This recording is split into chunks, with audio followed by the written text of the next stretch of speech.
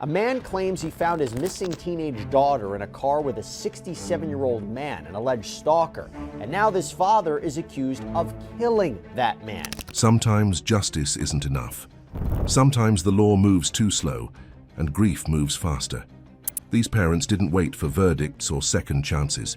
They acted, driven by love, shattered by loss, and blinded by the need for something the courts could never give them. They didn't seek justice, and they became it.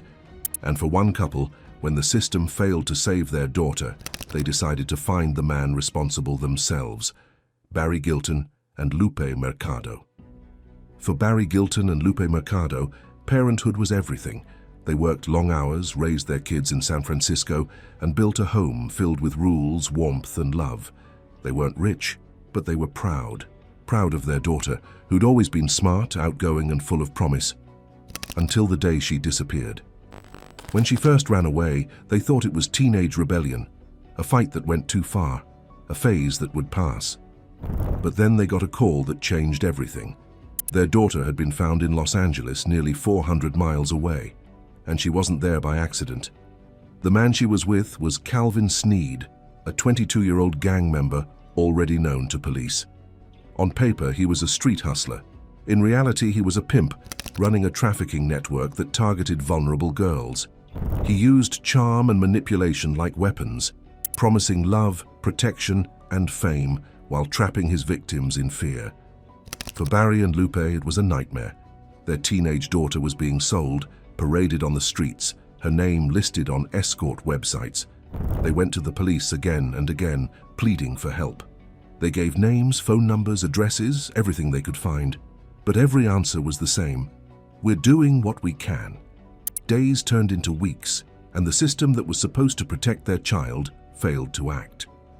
Meanwhile, Sneed continued to control her, moving her between cities, threatening anyone who tried to intervene. Barry watched helplessly as photos of his missing daughter appeared online, knowing exactly what they meant. He was a father living every parent's worst nightmare, and no one was coming to stop it. Then something inside him broke. Barry started to investigate on his own. He studied Sneed's habits, tracked his phone, traced his movements on social media. He wasn't a detective. He was a desperate father following digital breadcrumbs, searching for any chance to end the nightmare. And Lupe, equally shattered, helped him every step of the way. In June 2012, their search ended on a dark Los Angeles street. Calvin Sneed was sitting in his car, unaware he was being watched. Another vehicle pulled up beside him. A few seconds passed, then gunfire tore through the night. When police arrived, Sneed was dead, shot multiple times in the driver's seat. It didn't take long for detectives to connect the dots. They traced the rental car, the cell tower pings, the highway toll cameras, all leading back to Barry Gilton and Lupe Mercado. Both were arrested and charged with murder and conspiracy. The courtroom became a battlefield between law and emotion. Prosecutors called it premeditated revenge. Defense lawyers called it a father's breaking point. And the public? The public couldn't decide. Some called Barry and Lupe killers who took justice into their own hands. Others saw two parents abandoned by the very system that was supposed to protect their daughter. The media turned them into symbols, not of violence but of desperation. The question on every headline was the same: if this were your child, what would you have done? After years of legal battles, the murder charges were dropped. Both parents were cleared of killing Sneed, but convicted on lesser federal charges linked to racketeering and conspiracy. They served time, but to many, that wasn't punishment. It was just the final chapter in a story that began the moment the world stopped listening to them. Their daughter eventually returned home. She got the chance to rebuild, while her parents faced the consequences of a decision they said they'd make again if they had to. For some, Barry and Lupe were criminals. For others, they were proof that a parent's love can drive you to the edge, and past it. And their story left behind a question that no law can answer. When the system won't save your child, how far would you go? But in another part of America, one father would face that same question, and when his own daughter was taken, his response would shake the nation. Aaron Spencer. In the spring of 2024, Lonoke County, Arkansas became the center of a story that spread across the country. A father's fear, a system's failure, and a decision that could never be undone. Aaron Spencer was a 37-year-old U.S. Army veteran, a quiet man, a father, and a protector by nature. He lived an ordinary life, raising his teenage daughter in a small, tight-knit community, until one night, everything changed. His 14-year-old daughter vanished.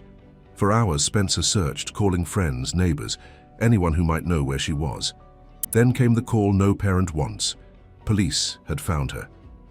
She was in a vehicle with a 67-year-old man named Michael Fossler, someone Spencer already suspected had been pursuing her. When Spencer arrived, the scene was chaos.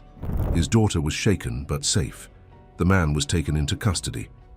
For a brief moment, it seemed like the nightmare was over, but it wasn't, because just days later, Spencer learned that Fossler had been released. No bail, no restrictions, free, while the case was under investigation. To a father who had already seen his daughter's life nearly destroyed, it was unthinkable. He called police, he called prosecutors, he begged for an explanation. But the answer was the same one that has broken countless parents before him. There's nothing we can do right now. That's when something inside Aaron Spencer broke. He stopped waiting. A few days later, he spotted Fossler's truck parked along a rural road. No one knows exactly what happened next, only that Spencer pulled over and the two men confronted each other. Neighbors heard shouting. Moments later, gunshots. When officers arrived, Michael Fossler was dead. Spencer didn't run far. He was found nearby and taken into custody without incident. News spread fast. At first, it was just another local tragedy, but the story exploded when people learned what had driven him to that point. A father pushed past every limit, failed by the very system meant to protect his child. Interviews revealed a man who wasn't angry or defiant, just broken. And then came the twist no one expected. While awaiting trial, Aaron Spencer announced he was running for sheriff. Not as a joke, not as protest, but as a statement. He said he wanted to fix the system that had failed him, to make sure no other parent had to choose between faith in the law and love for their child. To some, he was a symbol of courage. To others, a dangerous sign that emotion had replaced justice. Talk shows debated his name. Headlines called him the father who took the law into his own hands. But beneath the noise was one haunting truth. Aaron Spencer hadn't been seeking revenge.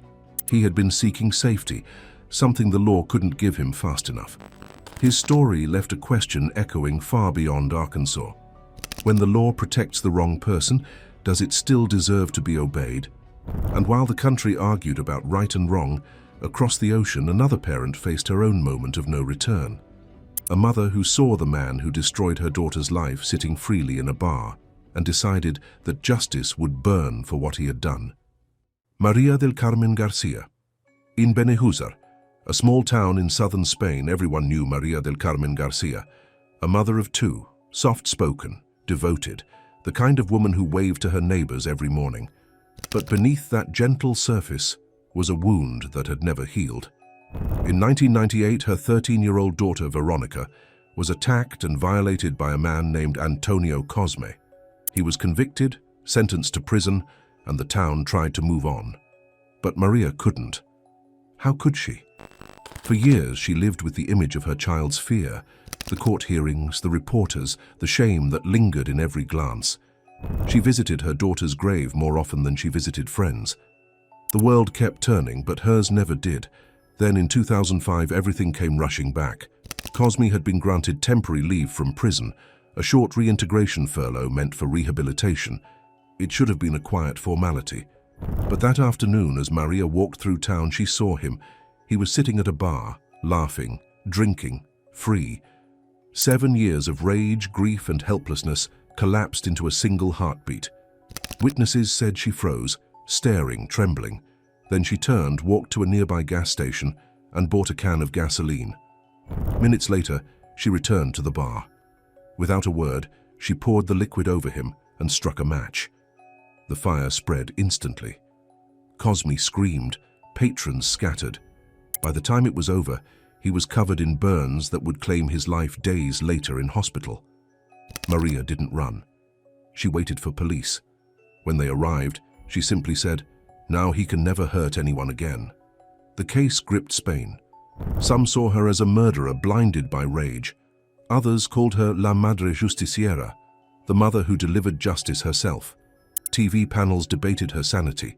Psychologists spoke of trauma that never truly fades. But in Benejúzar, many quietly said she did what any mother might do if given the chance. In court, Maria broke down as she described years of nightmares and fear.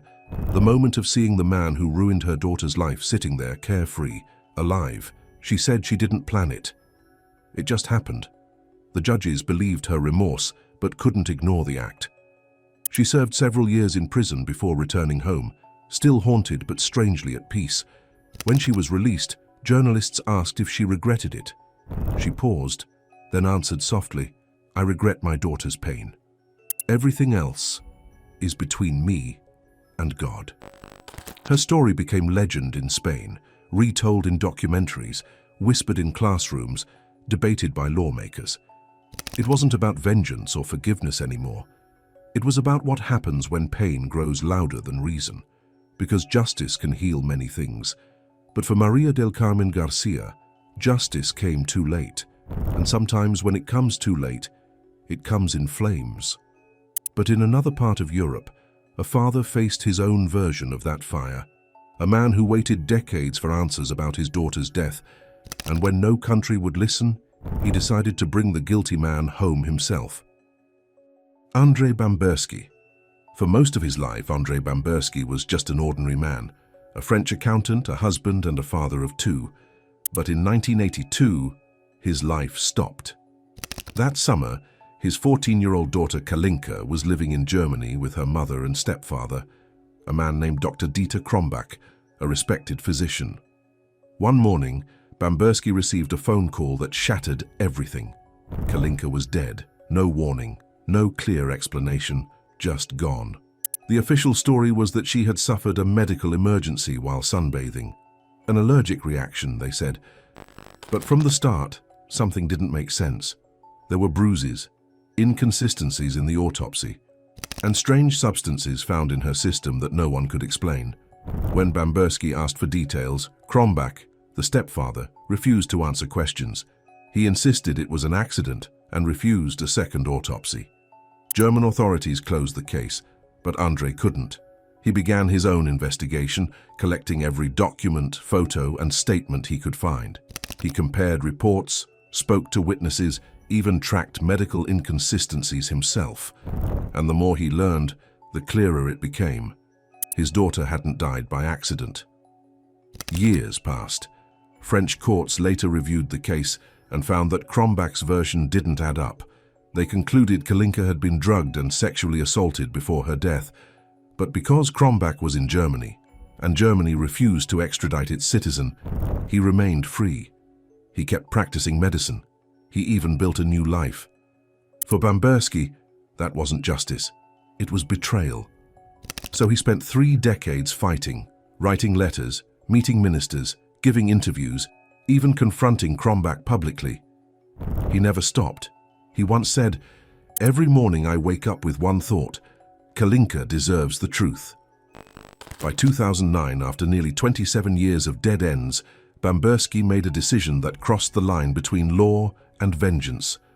Krombach was kidnapped outside his home in Germany by unknown men and left, bound and beaten, outside a courthouse in France. Hours later, French authorities charged Krombach, not for the kidnapping, but for Kalinka's murder. In 2011, a French court found him guilty of intentional violence leading to death and sentenced him to 15 years in prison. For Andrzej Bamberski, it wasn't peace, but it was the first time justice had a face. When reporters asked him if he had anything to do with the abduction, he smiled faintly and said, "I won't say I did it.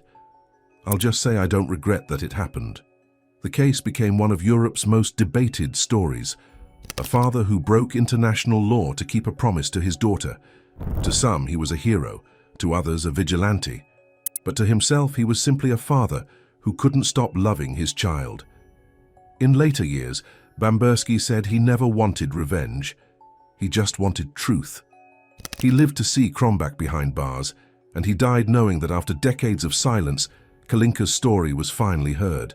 Because sometimes justice doesn't come from judges or laws. Sometimes it comes from love that refuses to die.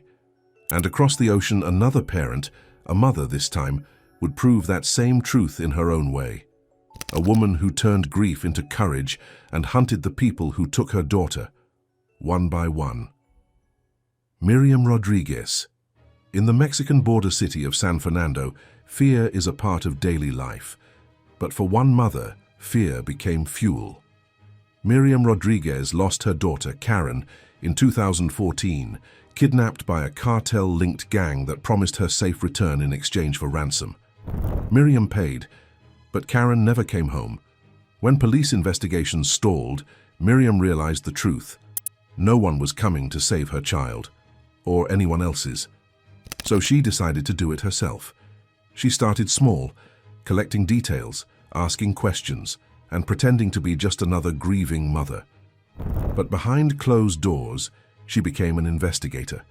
She tracked numbers, memorized names, even followed suspects through cartel territory. She learned how to blend in, how to lie, how to survive. Over the next 3 years, Miriam hunted down her daughter's killers one by one. She used disguises, wigs, fake IDs, different voices, anything that would help her get close. She worked with police when she could, and alone when she had to. Every arrest she triggered brought her closer to peace, but also deeper into danger. By 2017, she had helped authorities capture at least 10 members of the gang responsible for Karen's death. Each time, she crossed a line no one expected a mother to cross, confronting monsters face to face and refusing to back down. But the more she succeeded, the more enemies she made. Cartel members whispered her name. Her bravery embarrassed powerful people, and they wanted her silenced. On May 10, 2017, Mother's Day in Mexico, Miriam returned home after visiting her son's grave. Gunmen were waiting outside her house. As she stepped from her car, they opened fire. 12 bullets ended her life. When news spread, the country mourned, not just for Miriam, but for the kind of courage that only grief can create. She had done what entire agencies couldn't, turning her pain into purpose and her loss into justice. In her notebook found after her death, she had written a single line, "If I stop, they win." She never stopped. Miriam Rodriguez became a symbol, a mother who refused to let terror win, and whose story still stands as proof that love can be braver than fear. But in another courtroom, years earlier, a different kind of mother had reached her own breaking point. And when she finally faced the man who killed her daughter, she didn't wait for justice to be served. She delivered it herself. Marianne Bachmeier. In Lübeck, Germany, 1981, a mother walked into a courtroom and changed history. Her name was Marianne Bachmeier. To the world, she would become the symbol of a parent's breaking point, the day grief turned into fire. Her daughter Anna was just 7 years old when she was kidnapped, assaulted and murdered by a man named Klaus Grabowski, a known sex offender who had already served time for similar crimes. He was out on parole living freely when he took Anna's life. When police caught him, he confessed in horrifying detail. He said he panicked when the little girl threatened to tell her mother, so he strangled her with her own tights. Even in court, he showed no remorse. Marianne sat through every hearing, watching him smirk, watching lawyers argue about his childhood, his mental health, his rights. Each day she listened as strangers discussed her daughter's final moments like they were reading from a textbook, and something inside her began to break. On the 6th day of the trial, she walked into the courtroom carrying a handbag. Inside it was a small .22 caliber pistol. When Grabowski started testifying again, Marianne stood, pulled out the gun, and fired 7 shots across the room. 3 hit him. He died instantly. The courtroom erupted in chaos. Reporters screamed, guards rushed in, witnesses froze, and Marianne sat down, trembling, as if her body had done what her mind couldn't stop. She was arrested immediately. But outside the courtroom, something strange happened. Germany didn't know whether to condemn her or admire her. Some said it was proof of how deeply broken the justice system had become. Others said it was murder, pure and simple. Her trial drew global attention. Crowds stood outside the courthouse holding signs that read, "Justice for Anna." When asked why she did it, Marianne said quietly, "I couldn't bear to listen to him lie about my daughter one more time." The court eventually convicted her of manslaughter, not murder. She served 3 years in prison, and when she walked free, she didn't celebrate. She said there was nothing to celebrate, only silence where her daughter's laughter used to be. Over the years, Marianne Bachmeier became a reluctant icon, her face appearing in newspapers, documentaries, and debates about justice, rage, and the limits of human endurance. She never encouraged others to follow her path. She only said one thing: "Every mother knows how much she can take." "I simply reached my limit." Marianne died of cancer in 1996, but her act, those 7 gunshots echoing through a courtroom, remains one of the most haunting moments in modern criminal history. Because when justice forgets who it's meant to protect, sometimes it's the broken who remind the world what justice costs. And far away, another mother would face her own test of instinct. Not in a courtroom, not in revenge, but in a living room, where she walked in to find 3 men attacking her daughter, and became the lion the world would never forget. Nokubonga Kampi. In the quiet hills of Eastern Cape, South Africa, a mother came home to the sound of her daughter screaming. Her name was Nokubonga Kampi, but the world would soon know her as Lion Mama. It was 2017 when she opened the door and saw the nightmare every parent fears: 3 men attacking her teenage daughter. There was no time to think, no time to call for help. Instinct took over. She grabbed a kitchen knife and fought back. A struggle erupted, violent and chaotic. Nokubonga slashed and stabbed until the men scattered. 2 fled, bleeding. 1 never got back up. When police arrived, they arrested her, a mother covered in blood, holding the weapon that had saved her child's life. They charged her with murder. But when the story broke, South Africa stood still. The public called her Lion Mama, a mother who refused to be a victim. Within days, thousands of people donated to her legal defense. Marches were held. Radio hosts demanded her release. Even prosecutors began to feel the pressure. In court, she told the judge simply, "I did what any mother would do." And the court agreed. The charges were dropped. She walked free, not as a criminal but as a symbol of courage. Today, Nokubonga Kampi lives quietly with her family, but her story continues to echo across South Africa. A reminder that sometimes courage isn't about planning or revenge. It's about the moment when fear meets love, and love wins. And across the sea, another mother would make a choice born from that same instinct. But her story wouldn't end in freedom. It would end with a knife, a confession, and a broken system that pushed her too far. Sarah Sands. In London, 2014, a mother named Sarah Sands learned something no parent is ever ready to hear. Her neighbor, an elderly man named Michael Pleasted, had been accused of molesting several young boys.